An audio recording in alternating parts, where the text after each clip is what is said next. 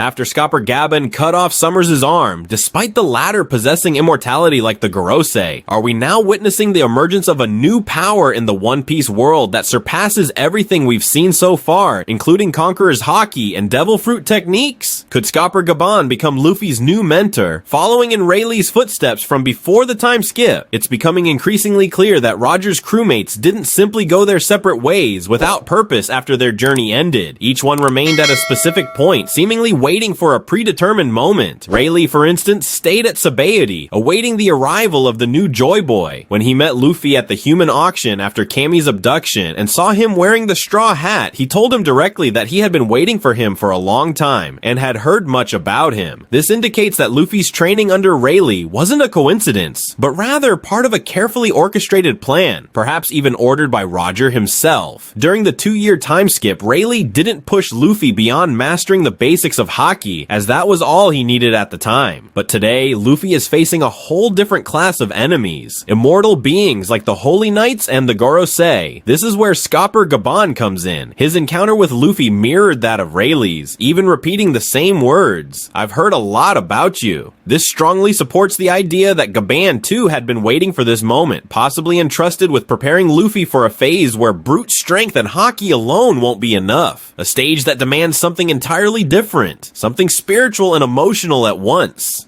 The clearest evidence of Scopper Gaban possessing a power unlike any form of Haki we've seen before lies in the previous chapter, where he managed to sever Summers' arm. A shocking scene that left Summers terrified. How was this possible? Especially given Summers' immortality. This is where the theory of love Haki begins to take shape. The idea that love contains a force capable of transcending logical limits of power is not a new concept in the series. It has appeared multiple times. Let's recall Garp's punch to his grandson Luffy in chapter 431. Despite Luffy's rubbery body, the punch caused him real pain, astonishing his crewmates. Garp explained that it was a fist of love. Later, when a fan asked Oda in the SBS, "Did that punch hurt Luffy because of Haki?" Oda replied, "No, it was the fist of love," meaning that love alone was enough to hurt a body with rubber properties designed to absorb blows. This wasn't an isolated case. In Egghead, specifically in chapter 1107, Admiral Kizaru attempts to strike Bonnie and Dr. Vegapunk with a laser beam, but Sanji intervenes at the last moment and deflects the beam with a powerful kick, shocking both Kizaru and Frankie. Frankie expresses his disbelief, commenting on Sanji's ability to stop a beam of light. Sanji replies,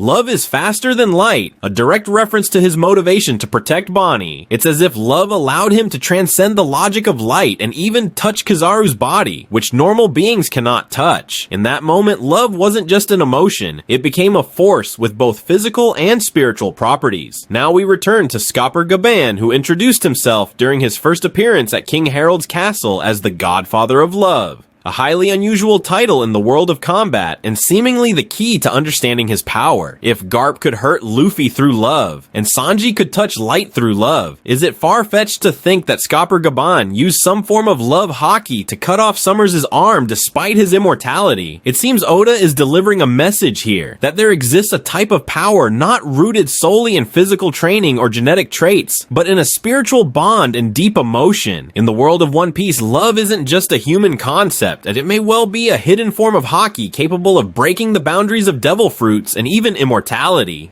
Oda also hinted at a similar kind of Haki or power during the Egghead arc, when the ancient giant robot released a wave of spiritual energy that expelled the Gorosei all the way back to Mary Joas.